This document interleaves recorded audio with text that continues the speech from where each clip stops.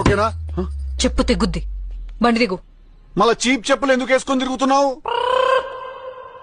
ఇంకా పో నాడు. అమ్మా వాణ్ణి చంపేస్తా అని ఒప్పుకున్నావు కదా నువ్వు మొన్న. ఏమొన్నా? ఇయాలటికి మొన్న మొన్న అయితే రేపటికి మొన్న నిన్న. మాట మీద నిలబడే మనిషివి కావటిల్లు నువ్వు. నిలబడా నేను వేస్ట్.